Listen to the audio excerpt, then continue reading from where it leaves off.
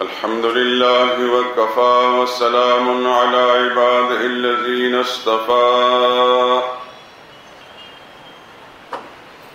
خصوصا على سيد الرسل وخاتم الأنبياء وعلى آله المجتبى وأصحابه الأتقياء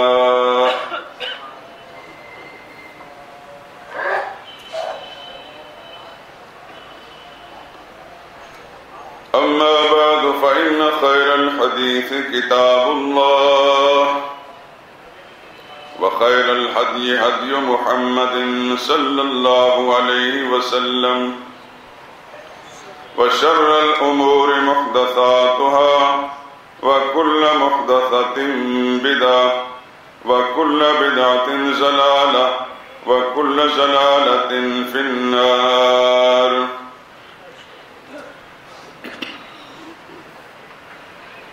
أعوذ بالله من الشيطان الرجيم. بسم الله الرحمن الرحيم. إن الله يأمر بالعدل والإحسان وإيتاء ذي القربى وينهى عن الفحشاء والمنكر والبغي يعظكم لعلكم تذكرون.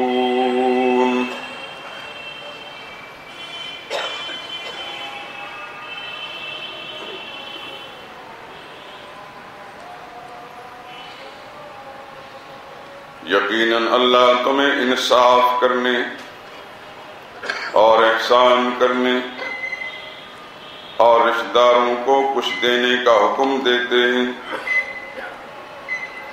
اور بے حیائی اور نامعقول کاموں سے اور سرکشی سے منع فرماتے ہیں اور تمہیں اس بات کی نصیحت کرتے ہیں کہ تم یاد رکھو سبحان ربك رب العزة عما يصفون وسلام على المرسلين والحمد لله رب العالمين.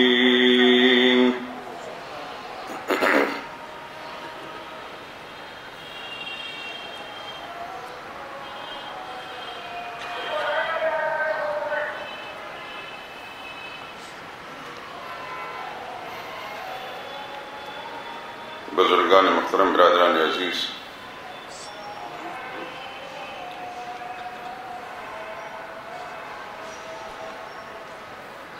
خالق کائنات کی مقدس کتاب قرآن حکیم کی ایک آیت کریمہ 14ویں پارے میں سورہ نحل کی 90 نمبر کی آیت تلاوت کی ہے. لفظی ترجمہ بھی عرض کیا ہے. آپ کو یاد ہوگا کہ پچھلے جمعے میں بھی یہی آیت تلاوت کی گئی تھی.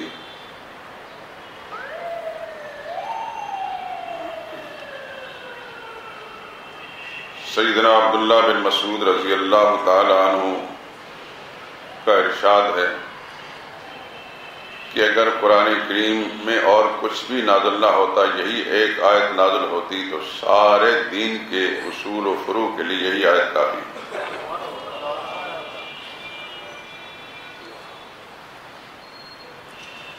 ابھی تو تمہیدی گفتگو ہے اس پر، اس کے ایک ایک جز پر. اگر زندگی نے ساتھ دیا تو انشاءاللہ گفتگو کروں گا.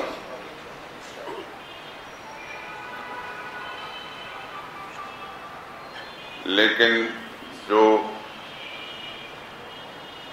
موضوع ہے اس موضوع سے متعلق اتنی جامع آیت سارے قرآن کریم میں اور کوئی نہیں، اس لیے اسی آیت کا میں نے انتخاب کیا ہے اور شاید یہی آئندہ بھی تلاوت ہوتی رہے.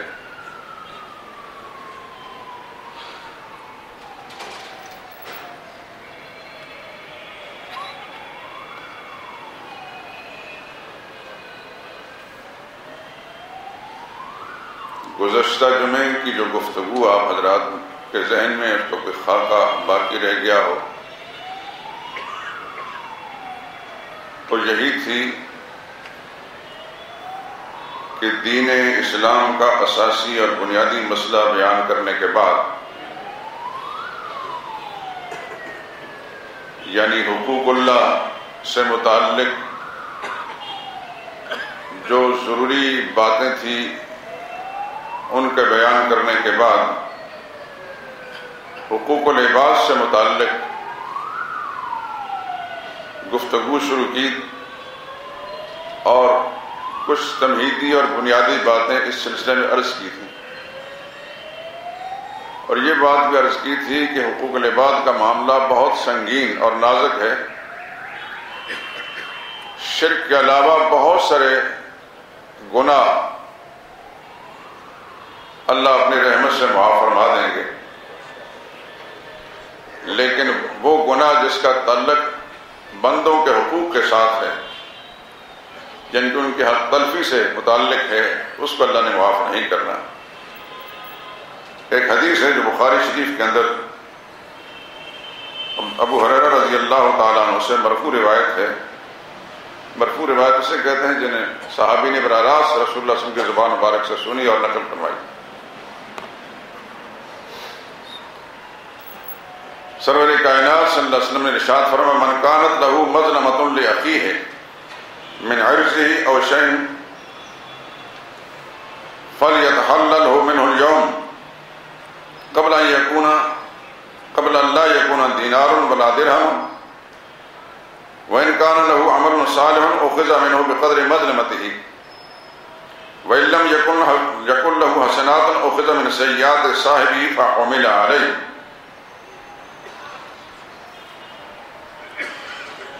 آپ نے ارشاد فرمایا مسلمانوں ایک بات کان کھول کر سن لو،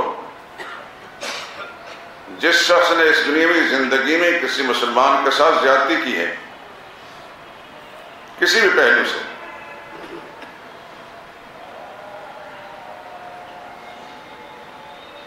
اس کی عزت نفس کو نقصان پہنچایا یا دوسرے معاملات میں ہم تلفی کی،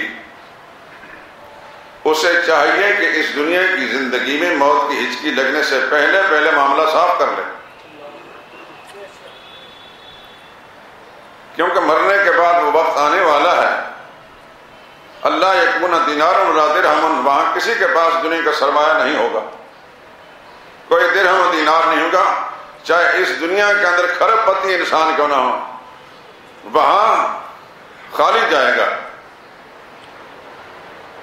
ایک مسکین اور درویش بھی خالی ہاتھ ہوگا اور یہ بھی خالی ہاتھ ہوگا۔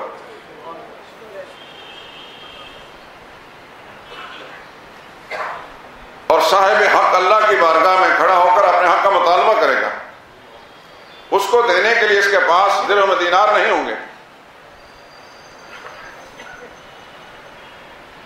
اور جب تک وہ معاف نہ کرے معافی کی شکل کوئی نہیں۔ پھر اللہ کے نبی نے فرمایا ان کان لہ عمل صالح، اس آدمی کے پاس کوئی نیک عمل ہوں گے تو اس کے نیک اعمال وہ لے جائے گا جو صاحب حق ہے۔ جتنا اس نے ظلم کیا، اتنی زیادتی کی، اس کے بدلے میں اس کے نیک اعمال اس کو دے دیے جائیں گے۔ وَإِن لَّمْ يَكُن لَّهُ حَسَنَاتٌ، اور بالفرض اگر اس کے پاس کچھ نیکی نہیں ہوگی پھر اس کے گناہ اس پر لاد دیے جائیں گے۔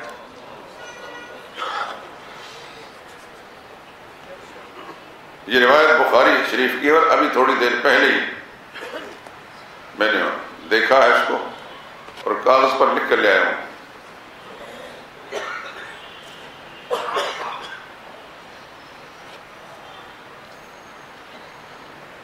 اس دنیا کی زندگی میں رہتے ہوئے ہر انسان سے کچھ نہ کچھ بے اعتدالی ہوتی ہے۔ ایک پیغمبر کی ذات ایسی ہے جو معصوم،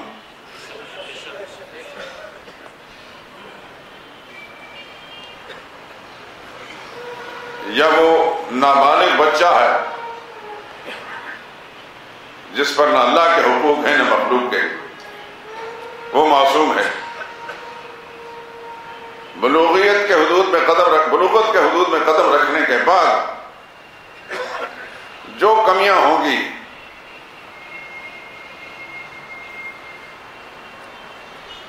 ان سب کا محاسبہ ہوگا۔ جس انسان نے کسی دوسرے انسان سے متعلق چاہے اس کو گالی دی ہے، اس کو مارا پیٹا ہے، اس کا حق دبایا ہے، کسی بھی پہلو سے اس کے ساتھ ناانصافی ہوئی ہے، اسے چاہیے کہ اپنے معاملے کو اسی دنیا میں صاف کرا لے۔ جس کا کچھ دینا ہے اس کو ادا کر دے، نہیں ادا کر سکتا تو اسے معاف کرا لے۔ وہ معاف کرے گا تو تبھی معافی شکل ہو سکتی ہے، معاف نہیں کرے گا، جیسا کہ پچھلے جمعے میں نے عرض کیا تھا کہ ایک شہید جو اللہ کی راہ میں اللہ کے دین کی سربلندی کی خاطر قربانی دے چکا اپنی جان کی، لیکن دوسرے پہلو سے اگر کسی انسان کا حق اس کے ذمہ ہے اس کو معاف نہیں کیا جائے گا۔ جبکہ شہید کا معاملہ آپ سن چکے ہیں کہ شہید کا اتنا بڑا مقام ہے، اللہ کے دین کی خاطر شہید ہونے والا، یہ بات ذہن میں ضرور رکھیں۔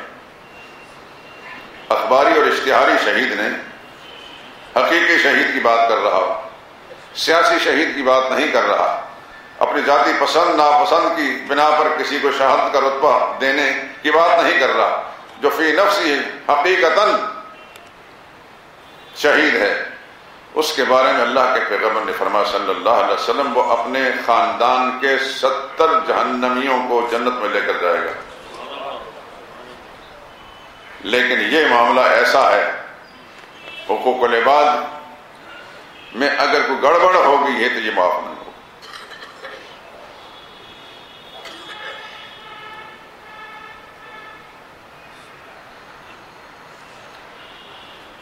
اور یہ پہلو ایسا ہے کہ جس میں ہر طرف خامی ہے، بے شمار باتیں ایسی ہوتی ہیں کہ ہمارا دھیان بھی اس طرف نہیں ہوتا۔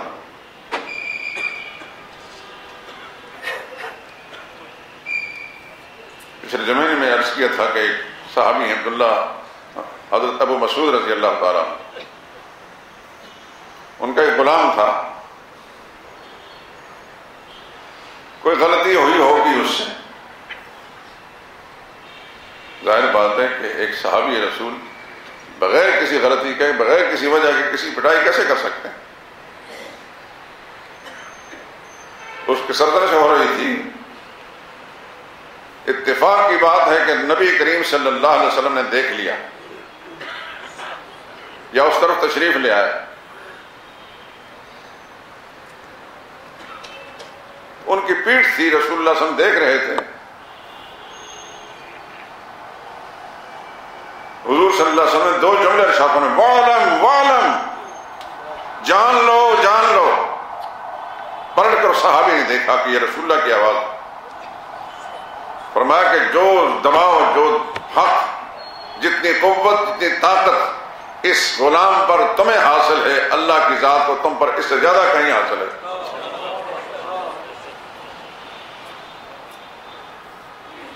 بس وہ تو رک گئے۔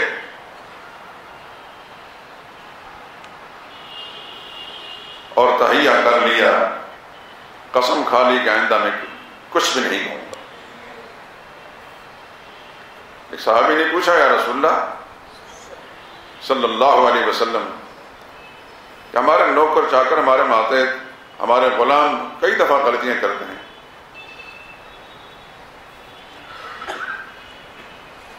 کس حد تک ہم انہیں نظر انداز کر سکتے ہیں، ان کی غلطیوں کو معاف کر سکتے ہیں؟ اللہ کے پیغمبر نے فرمایا کہ 70 مرتبہ بھی اگر تمہیں معاف کرنا پڑے تو معاف کر دو۔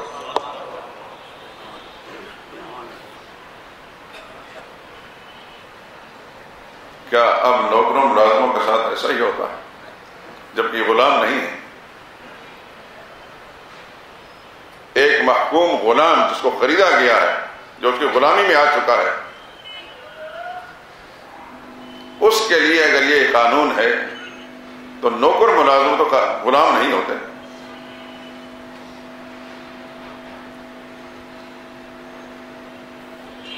لیکن جس انسان کو اللہ تعالیٰ نے دنیاوی لحاظ سے بالادستی دے رکھی ہے، پیسے والا ہے،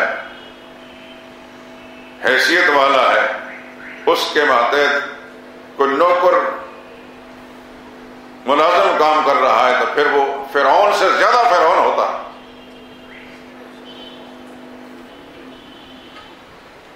عمرا کے ہاں، دولت والوں کے ہاں اس ملازم کے لیے الگ ایک کوارٹر ہوتا ہے. اس کو اس قابل بھی نہیں سمجھاتا کہ اپنے دسترخوان پر بیٹھ کر کھلایا جائے.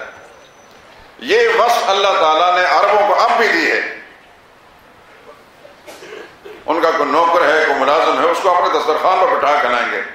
لیکن پاکستان میں بسنے والا کوئی دولت مند، اس میں اتنی اخلاقی عظمت، اخلاقی جرت نہیں کہ اپنے ملازم کو اپنے ساتھ دسترخوان پہ لاؤ.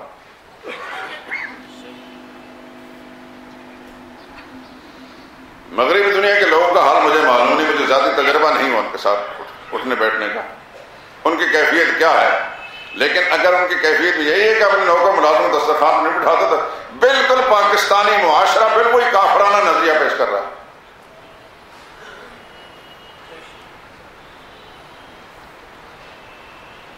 اللہ کے پیغمبر صلی اللہ علیہ وسلم کی یہ تعلیم نہیں تھی. آپ نے سنا ہوگا کسی سے پچھلی صدی کا، 20ویں صدی کا، اس بر صغیر کا ایک بے مثال خطیب جسے دنیا سید عطا اللہ شاہ بخاری رحم اللہ کے نام سے جانتی، وہ صحیح النسب سید تھا.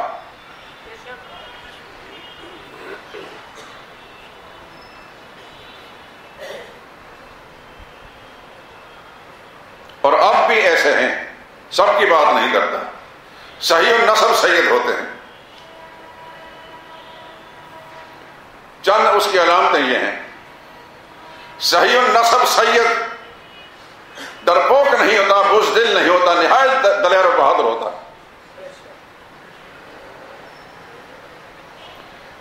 صحیح النسب سید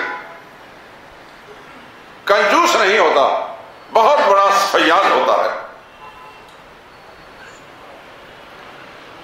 صحیح النسب سید بڑا با اخلاق ہوتا ہے، بد اخلاق نہیں ہوتا. وہ سرور کائنات صلی اللہ علیہ وسلم کی عادات مبارکہ کی کچھ نہ کچھ خصلتیں اس کے اندر ہوتی ہیں.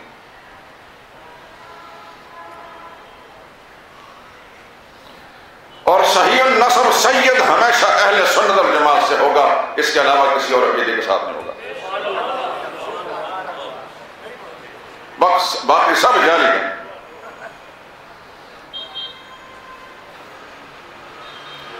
کیونکہ اللہ کے پیغمبر نے فرمایا صلی اللہ علیہ وسلم ما انا علیہ واصحابی، نجات کا راستہ کیا ہے؟ فرمایا وہ راستہ جس پر میں اور میرے صحابہ ہیں.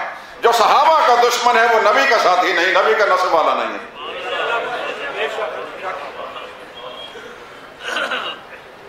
یہ کچھ نشانیاں ہیں.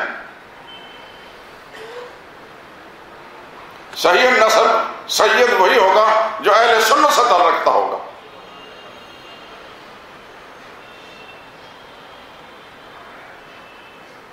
ہندو مذہب چھوڑ کر اپنے آپ کو مسلمان کہنے لگ جائے یا سکھ مذہب سے آ جائے اور پھر کہے کہ میں سید ہوں،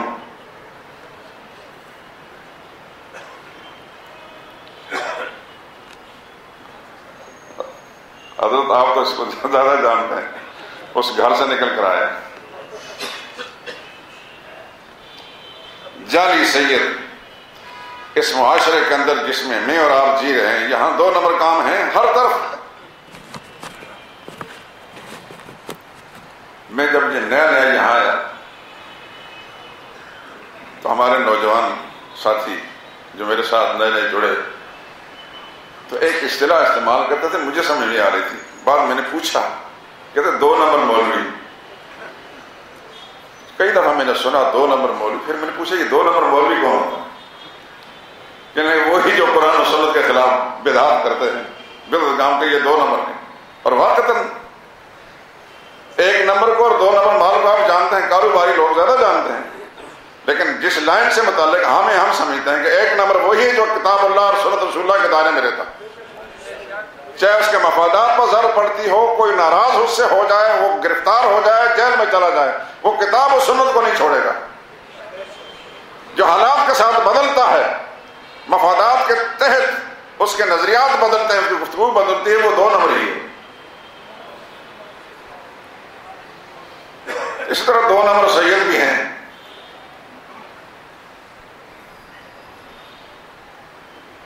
جو ایک نمبر سید تھے، جو اصلی سید تھے، ابو السعادات تھے، سارے سیدوں کے باپ تھے۔ انہوں نے ایک موقع پر فرمایا تھا صلی اللہ علیہ وسلم، اپنے چچاؤں کو، اپنی پھوپھیوں کو، اپنی صاحبزادیوں کو جمع کر کے فرمایا، کسی گھمنڈ میں نہ رہنا کہ تمہارا اللہ کے پیغمبر کے ساتھ رشتہ ہے۔ اپنے آپ کو اعمال کے اور اپنے عقائد کے لحاظ سے اللہ کے عذاب سے بچانے کی فکر کرنا، ایسے اخلاق اور ایسے اعمال اختیار کرنا جس سے تم خدا کی پکڑ سے بچ جاؤ۔ لیکن خدا کی پکڑ اگر آدھی، لا اغنی عنکم من اللہ شیئا، کان کھول کر سن لو، اللہ کی پکڑ آئی تو میں تمہارے کچھ کام نہیں آؤں گا۔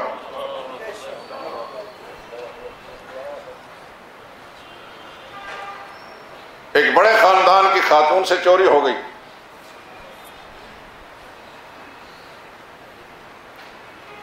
شامت اعمال سے۔ بات سرور کائنات صلی اللہ علیہ وسلم کی عدالت تک پہنچی۔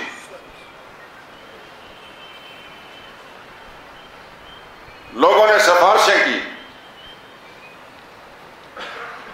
کہ بڑے قبیلے سے تعلق رکھنے والی لڑکی ہے، کچھ اس کے لیے گنجائش پیدا کر دی جائے۔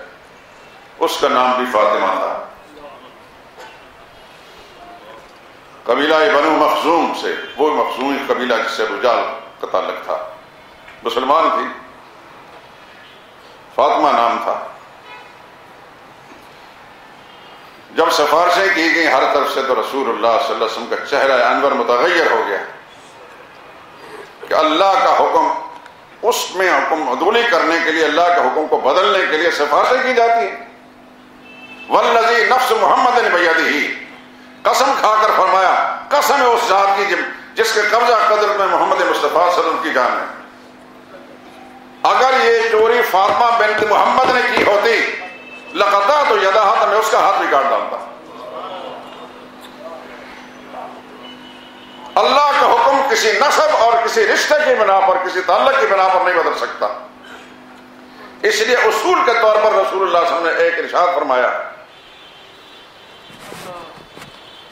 من بطأ بہ عملہ لم یسر بہ نسبہ، جس آدمی کو اس کے اعمال نے پیچھے دھکیل دیا ہے، جنہیں بدعمالیوں کے سبب سے وہ اللہ کے قرب سے دور چلا گیا، لم یسر بہ نسبہ، اس کا سلسلہ نسب اس کو اللہ کے قریب نہیں کر سکتا۔ اس لیے قرآن نے ایک اصول بیان کر، لکم ما کسبتم ولہا ما کسبت، تلک امۃ قد خلت لہا ما کسبت ولکم ما کسبتم ولا تسألون عما کانوا یعملون۔ وہ لوگ پہلے گزر چکے ہیں، ان کے اعمال ان کے لیے، تمہارے اعمال تمہارے لیے۔ ان کے اعمال کے بارے میں تم سے نہیں پوچھا جائے گا، اور تمہارے اعمال سے ان کے بارے میں پوچھا جائے گا۔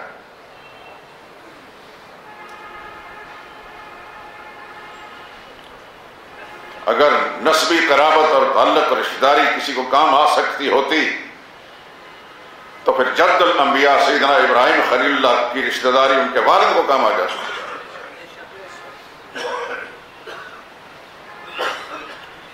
اگر نسبی تعلق کسی کو کام آ سکتا ہوتا تو سیدنا نوح علیہ السلام کا بیٹا ان کی آنکھوں کے سامنے غرق نہ ہوتا۔ اس کے حق میں اللہ کے پیغمبر کی سفارش اس وقت کام آ جاتی، اور نبی کریم صلی اللہ علیہ وسلم کو زجرن، اللہ کے پیغمبر کو زجرن نہ فرمایا جاتا۔ فلا تسألنی ما لیس لک بہ علم، میرے نوح پیغمبر اس کے بارے میں بات کرنے کی اجازت نہیں، بولنے کی اجازت نہیں۔ انی اعظک ان تکون من الجاہلین۔ بات یہ ہے میرے دوستو، ہم سب اس معاشرے میں رہتے ہوئے زندگی کے مختلف شعبوں سے متعلق بے اعتدالیوں کا شکار ہیں۔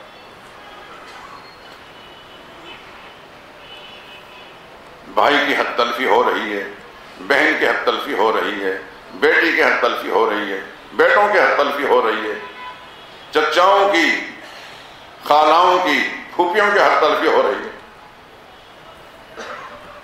حتیٰ کہ ماں باپ کی بھی۔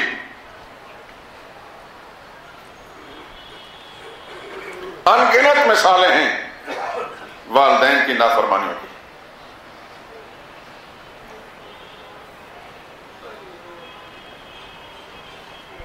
اور ہمارے اس معاشرے کے اندر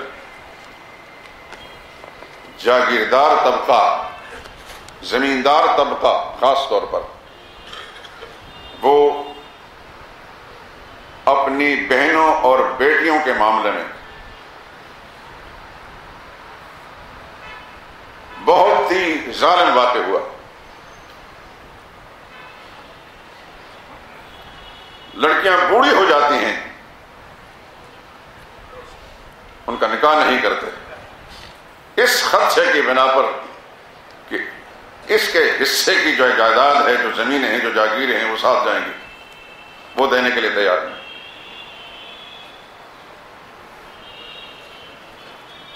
اور اس پاکستان شریف میں تو یہ بات سب کو معلوم ہے کہ اس فلاں لڑکی نے قرآن کریم سے شادی کر لی۔ آپ حضرات نے، ہم نے اپنے علاقے میں رہتے ہوئے یہ بات نہیں سنی تھی، وہاں ایسا مسئلہ نہیں تھا، اگرچہ بے اعتدالی وہاں بھی اب تک موجود ہے۔ جو قوانین ہیں ہمارے یہاں پنجاب میں، آپ کے یہاں چودھری صاحب ہوتے ہیں، جاگیردار ہوتے ہیں، وہاں خان صاحب ہوتے ہیں۔ آپ لوگ پنجابی لوگ جو ہیں ہر پشتو بولنے والے خان صاحب کہہ دیتے ہیں، ہر پشتو بولنے والے خان صاحب نہیں ہوتا، جو صاحب جاگیردار ہوتا ہے وہ اس علاقے خان صاحب ہوتا ہے۔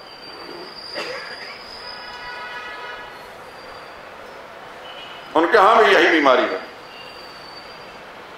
ان کی بہنیں بوڑھی ہو جاتی ہیں، شادی اس لیے نہیں کرتے کہ اس کے حصے کی جائیداد چلی جائے گی۔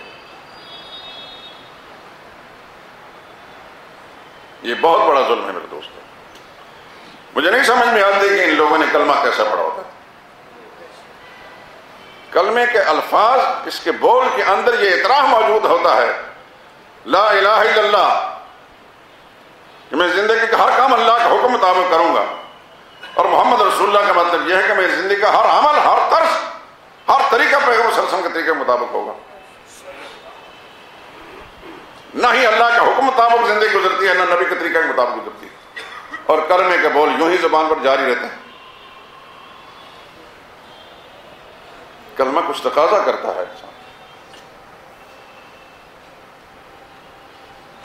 کلمے کے تقاضوں میں یہ بات بھی شامل ہے، شاید اس سے پہلے بھی کسی موقع پر میں عرض کر چکا، رسول اللہ صلی اللہ علیہ وسلم فرمایا لا تزال لا الہ الا اللہ تنفع من قالها، یہ لا الہ الا اللہ کا کلمہ جو ہے کلمہ پڑھنے والے کو فائدہ پہنچاتا رہے گا، وترد عنہ العذاب والنقمہ، اور اس کو عذاب سے بچاتا رہے گا، ما لم یستخف بحقها، جب تک کلمے کی توہین کوئی نہ کرے، اس کے استخفاف نہ ہو، اس کی حق تلفی نہ ہو، میں آسان لفظوں میں کہتے ہیں کلمے کی توہین نہ ہو۔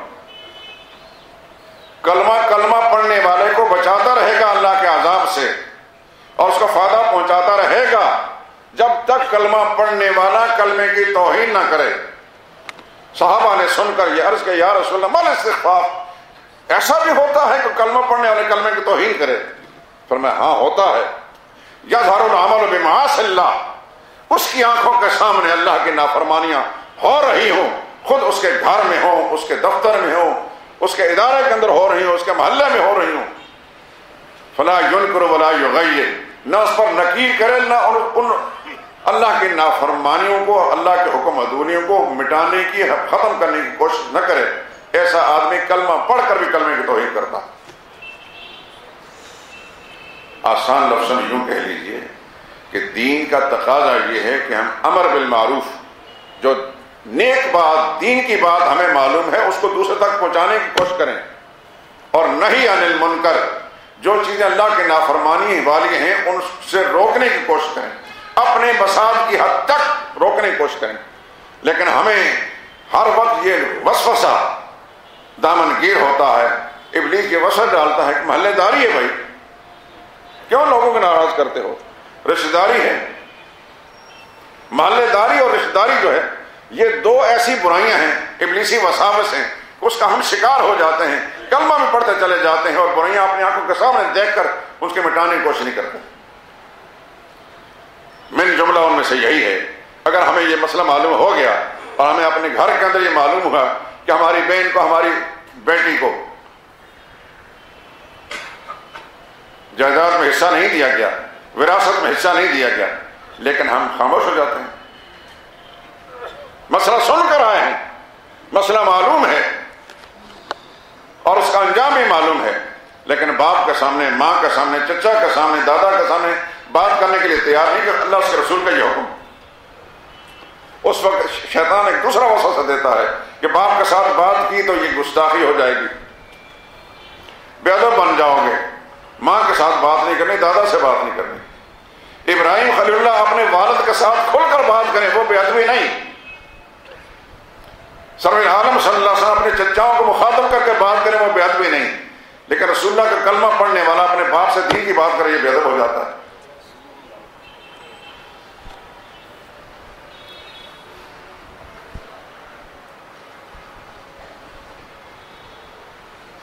قرآن نے ایک جنرل اصول بیان کیا، قوا انفسکم واہلیکم نارا، اپنے آپ کو بھی آگ سے بچاؤ، اپنے خاندان والوں کو بچاؤ۔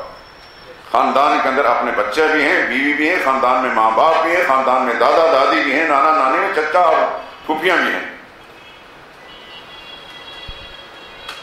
جس قدر کسی انسان کو کسی کے ساتھ رشتہ داری اور قرب کا تعلق ہوگا، اسی درجے میں اس کی ذمہ داری ان سے متعلق یہ بن جاتی ہے کہ ان کو خدا کے عذاب سے بچانے کی فکر کرے۔ اتمام حجت تو کر لے، بات منوائی تو نہیں جا سکتی، لیکن اتمام حجت بھی کی ہے کہ نہیں، کیونکہ جو کسی نے بولا ہے وہ اللہ کے ریکارڈ میں پہنچ چکی۔ میں نے جو آپ سے گفتگو کی ہے، آپ اپنے ماحول پر نظر ڈالیں، اپنے گھروں کے حالات دیکھیں، سوچیں، غور کریں، کہاں کہاں جھول ہے، کہاں کمزوری ہے۔ کیا ہم اپنی بیٹیوں کو جو ہماری جائیداد کے اندر، ہماری ترکے کے اندر حصہ بنے گا، ان کو دینے کے لیے تیار ہیں کہ نا؟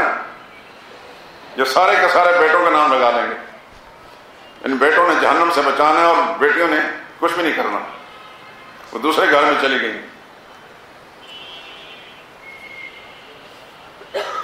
رسول اللہ صلی اللہ علیہ وسلم کا ارشاد ہے، جس کو اللہ نے 2 بیٹیاں عطا کی، ایک روایت میں 2 بہنوں کا تذکرہ بھی ہے، ان کی اچھی تعلیم کی، اچھی تربیت کی، اور ان کو جوان ہونے کے بعد ان کی شادی نکاح کر دیا۔ اللہ کے پیغمبر نے فرمایا، وہ آدمی کل جنت میں میرے ساتھ اس طرح ہوگا جس نے میری 2 انگلیاں درمیان کسی کوئی چیز بھی نہیں۔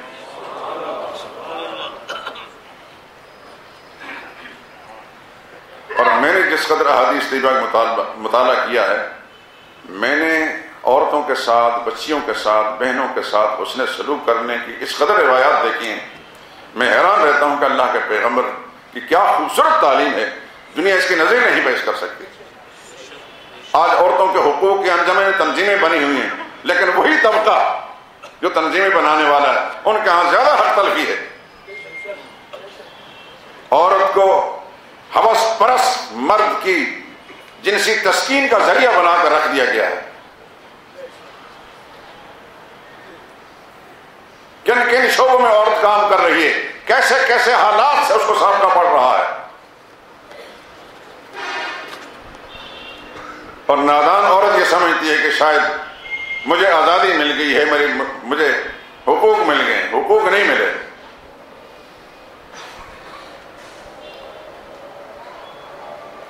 ہماری تجارت کے فروغ کا ذریعہ عورت بن گئی۔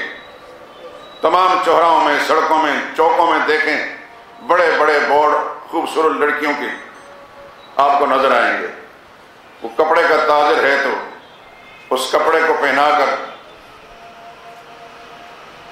گاہک تلاش کر رہا ہے، علی حد القیاس۔ ایک مسلمان کا یہ شیوا نہیں تھا۔ میں سارے عرب ملکوں میں تو نہیں پھرا، اور اگر پھرا ہوں تو میں نے اس لائن سے غور نہیں کیا، لیکن میں نے سعودی عرب میں بار بار جانا پڑتا ہے، وہاں بھی لوگ تجارت کرتے ہیں، لیکن اس انداز سے جو پاکستان کلمے کے نام پر بنائے گئے پاکستان، اس ملک کے اندر عورت کو جس طرح تجارت کے فروغ کا ذریعہ بنایا گیا، اس طرح اس کی مسلمان ہے۔ کیا ہماری غیرت اس وقت کیوں مر جاتی ہے کہ ہماری بیٹی، ہماری بیوی کی کوئی تصویر لگا کر اپنے تجارت کو فروغ دے تو ہم اس کو مرنے مارنے کے تیار ہو جائیں؟ تو کسی دوسرے کی بیٹی، کسی دوسرے کی بہن کے ساتھ ایسا سلوک کیوں ہے؟ اگر کسی کا جواب یہ ہے کہ جناب وہ ماڈلنگ کرتی ہیں، ان کو پیسے دیتے ہیں، تو ان کو ماڈلنگ پر مجبور کیوں کیا گیا؟ اس کا باپ نہیں ہے، اس کا بھائی نہیں ہے، اس کے اخراجات کی ذمہ داری اس پر ہے۔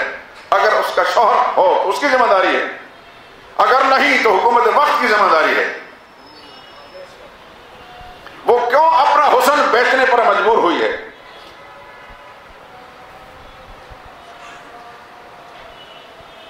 یہ حسن فروشی ہے، جس طرح جسم فروشی جرم ہے، حسن فروشی بھی جرم ہے۔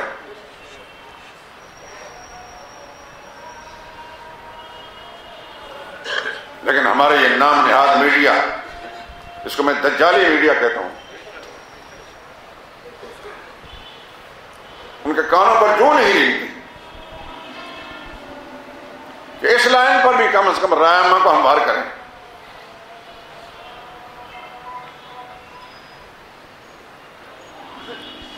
کوئی لڑکی جب تک باپ کے گھر ہے، باپ کے ذمہ اس کی کفالت ہے، جب شوہر کے گھر چلی جاتی ہے، شوہر کے ذمہ اس کی کفالت ہے، خدا نہ خواستہ بیوہ ہو گئی ہے، بھائیوں خاندان کے دوسرے لوگوں کے ذمہ اس کی کفالت ہے، اگر نہیں تو حکومت وقت کی ذمہ داری ہے۔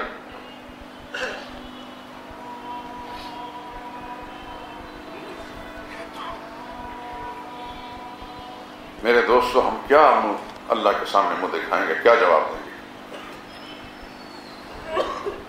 اللہ کے نبی صلی اللہ علیہ وسلم اس کو تو پردے میں رکھنے کا حکم دیا تھا، ہم نے اس کو کہاں پہنچا دیا؟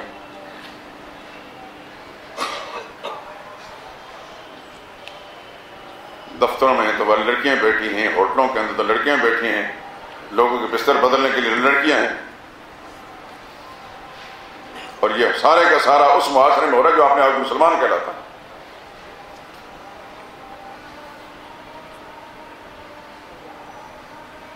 اس کو کیا نام دیا جائے؟ اس کے لیے مذمت کا کوئی الفاظ نہیں ہے کسی ڈکشنری میں۔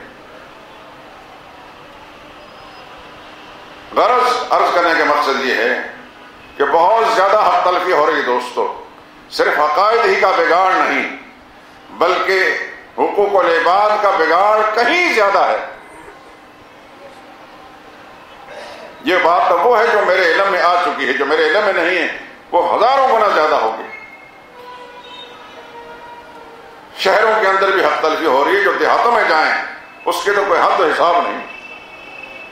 یہ بڑے بڑے ذمہ دار، ان کے جو نوکر چاکر ہوتے ہیں، ان کے یہاں جو خادم ملازم ہوتے ہیں، ان کے ساتھ کیا کیا سلوک ہوتا ہے۔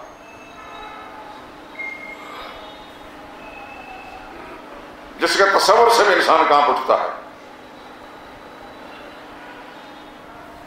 لیکن کسی بھی طرف سے تدبیر ایسی نہیں ہو رہی، کوئی کوشش ایسی نہیں ہوئی کہ اس کا انسداد ہو۔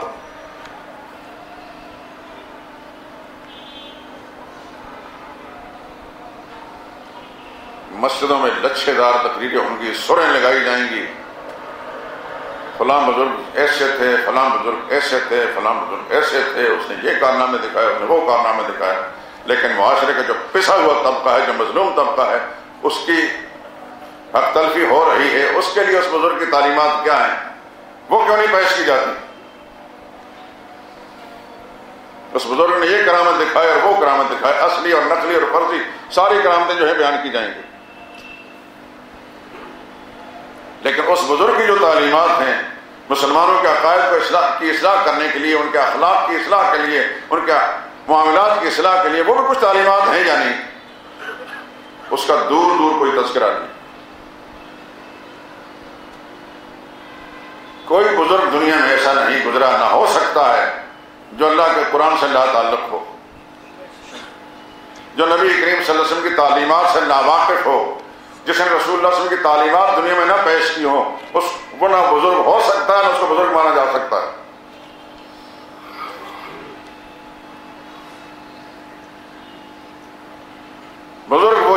محمد مصطفیٰ صلی اللہ علیہ وسلم کی تعلیمات کے مطابق زندگی گزاریں۔ عالم ربانی بھی وہی ہے جو نبی کریم صلی اللہ علیہ وسلم کی تعلیمات کے مطابق لوگوں تک بات کرتا ہے۔ داڑھی بڑھا لینے سے، لمبے کپڑے پہن لینے سے، کوئی مدرسہ بنا لینے سے، کوئی خانقاہ بنا لینے سے عالم ربانی نہیں بن جاتا۔ ایسے لوگ علماء سوء کہلاتے ہیں۔ ایک حدیث کا مضمون ہے، سرور کائنات صلی اللہ علیہ وسلم نے فرمایا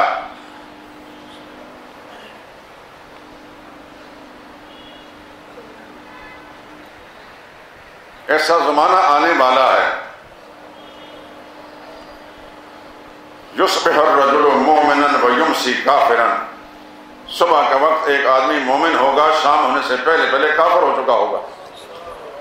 یمسی مومنا ویصبح کافرا، شام کو مومن ہوگا، صبح آنے سے پہلے وہ کفر کی گود میں چلا جا چکا ہوگا۔ اور ساتھ ہی فرمایا علماءہم شر من تحت عدیم السماء، اس زمانے کے جو علماء ہوں گے آسمان کی کھال کے نیچے بدترین مخلوق ہوں گے۔ شر من تحت عدیم السماء من عندہم تخرج الفتنہ، انہی سے فتنے نکلیں گے۔ آپ دیکھ رہے ہیں دین کے نام پر جتنے فتنے ہیں اسی طبقے نے نکالے ہیں۔ وفیہم تعود، اور انہی کے واپس جائیں گے۔ الا ماشاء اللہ، ہزاروں نہیں لاکھوں مسجدیں ہیں، اور اس وقت یہ جو ٹائم ہے جس میں آپ سے گفتگو کر رہا ہوں، مسجدوں میں بیٹھے ہوں گے لوگ، ممبر پر بیٹھے ہوں گے، کچھ نہ کچھ بیان کر رہے ہوں گے، لیکن یہ بتائیے حاصل کیا ہے؟ ان مسجدوں کے اندر نماز پڑھ کر نکلنے والوں کی عقائد کی اصلاح کس قدر ہوئی ہے، کس قدر ان کے دل کے اندر یہ احساس بیدار ہوا ہے کہ ہم نے کیسے زندگی گزارنی ہے، کس طرح ہم اللہ کے سامنے سرخرو ہو کر جا سکتے ہیں۔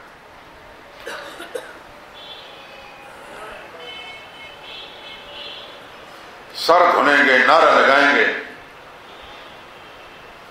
صدقے یا رسول اللہ بھی کہیں گے، لیکن زندگی میں ایک ادا بھی تو محمد مصطفیٰ صلی اللہ علیہ وسلم کی نہیں ہوگی۔ وہی آدمی جو صدقے یا رسول اللہ کہتا ہے کہ میں رسول اللہ پر صدقے ہو جاؤں، ایک ایک ادا، ایک سنت بھی پیغمبر کی قبول کرنے کے لیے تیار نہیں۔ ابلیس بھی خوش ہوتا ہے، ٹھیک ہے میں نے کیسے کام پر اس کو لگا دیا، یہ صدقے یا رسول اللہ کہہ کر مطمئن ہو گیا۔ کبھی زندگی کسی موڑ پر اس کا احساس نہیں ہوتا کہ جس نبی کا میں نے کلمہ پڑھا ہے اس کلمے کے کچھ تقاضے ہیں۔ وہ عبادات کے اندر بھی کلمہ تقاضا کرتا ہے کہ میری عبادت بھی 100% پیغمبر کی عبادت کے ساتھ ملتی جلتی ہو، میرے معاملات، میری تجارت، میری زراعت، میری صنعت، میرا دفتری نظام، میرا عدالتی نظام، میرا سیاسی نظام، حکومتی نظام نبی کا طریقہ کے مطابق ہو۔ یہ کس کے خیال کے اندر ہے؟ یہ کیا کچھ ہو رہا ہے؟ اوپر کے ایوانوں میں کیا کچھ ہو رہا ہے؟ بولیاں لگ رہی ہیں، وفاداریاں بک رہی ہیں،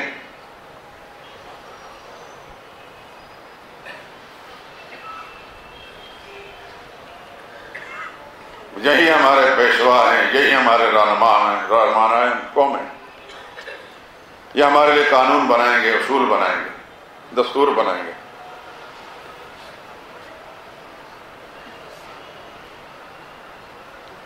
جنہوں نے ووٹ بیچے ہیں، جنہوں نے ووٹ خریدے ہیں،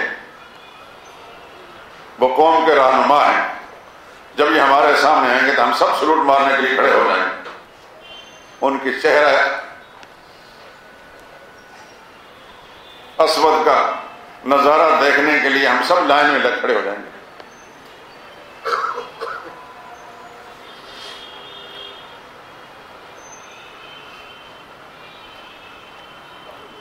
اللہ کے نبی نے فرمایا اعمالکم عمالکم، تمہارے اعمال تمہارے حاکم بنیں گے۔ کما تکونون کذالک یعمر علیکم، جیسے تم ہوگے ویسے تم پر حکمران مسلط کیے جائیں گے۔ وَكَذَلِكَ نُوَلِّي بَعْضَ الظَّالِمِينَ بَعْضًا بِمَا كَانُوا يَكْسِبُونَ، ہم ایک ظالم پر دوسرا ظالم مسلط کر دیتے ہیں، اس کے اعمال کا نتیجہ ہوتا ہے۔ یہ ساری چیزیں اللہ کے قرآن میں اور نبی کے فرمان میں موجود ہیں۔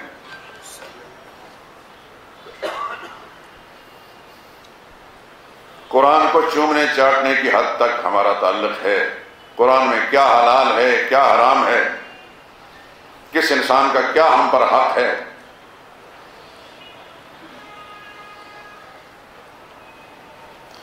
دکان مکان آغاز کرنے کے لیے قرآن خوانی کرائیں گے، برکتیں ڈالنے کے لیے، لیکن وہ دکان جو بنائی ہے کتنے لوگوں کے حق مار کر بنائی گئی ہے، وہ جو بلڈنگ کوٹھی بنائی ہے کتنے انسانوں کے حق دبا کر بنائی گئی ہے، اس کا کبھی خیال نہیں. اللہ کے نبی نے ایک موقع پر فرمایا تھا، آپ سن لیں، رب مسلٍ والصلاة تلعنہ، رب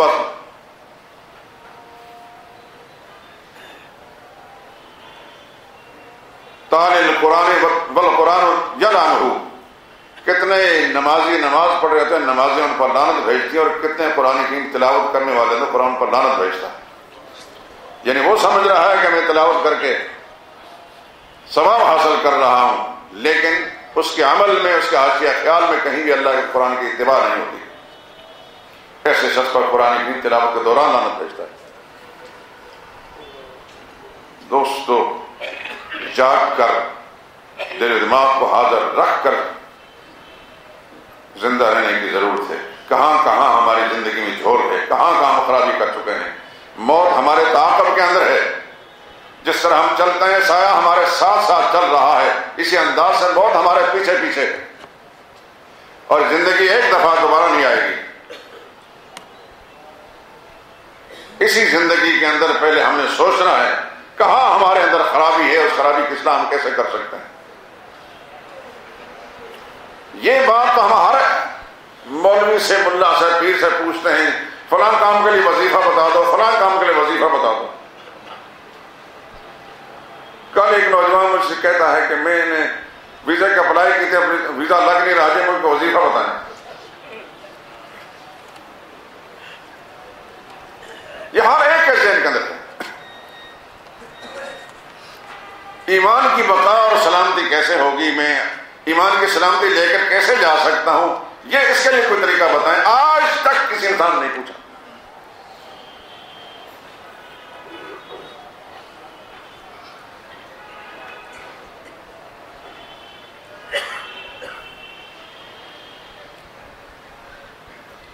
میرے دوستوں بزرگوں، کچھ باتیں تلخ انسان کی سماعت اس کے لیے ذہن تیار نہیں ہوتی کہ میں ایسی باتیں سنوں، لیکن بہرحال کچھ حقائق ایسے ہیں نہ چاہتے ہوئے ان کا سامنا کرنا پڑے. موت آئے گی، کسی کو موت اچھی نہیں لگتی، بہت تلخی ہوگی. حضور صلی اللہ علیہ وسلم کا ایک جملہ آخری لمحے میں جو الا لا الہ الا اللہ ان للموت سکرات، اللہ کے سوا کوئی مشکل کشا نہیں، یقین جانو موت کی بڑی سختیاں ہیں.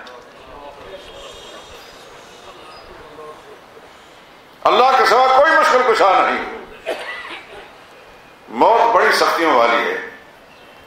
مومن کی موت اور منافق کافر کی موت، ان دونوں کا فرق بھی اللہ کے نبی نے بیان فرما دیا.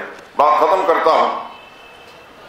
مومن کی موت اس راحت کے ساتھ ہوگی جیسا ایک مشکیزے کے اندر پانی بھرا ہوتا ہے، اور مشکیزے کے جب منہ کھولا جاتا ہے تو کس آسانی اور روانی کے ساتھ پانی نکل جاتا ہے. مومن کی روح اس انداز سے نکالی جائے گی اور اکرام کے ساتھ، عزت کے ساتھ نکالی جائے گی. اور کافر کی روح، الامان، منافق کی روح، اللہ کے دشمن باغی کی روح اس انداز سے نکالی جائے گی جس طرح کسی زندہ جانور کو ذبح کیے بغیر اس کو کہیں ٹانگ کر کئی آدمی اس کی کھال کو پکڑ کے ادھیڑنے کی کوشش کرتے ہیں. زندہ جانور، اس جانور سے پوچھو کہ تمہیں کتنی تکلیف ہو رہی ہے. ایک اللہ کے باغی نافرمان کی روح اتنی سختی کے ساتھ نکالی جائے گی اور ذلت کے ساتھ نکالی جائے گی.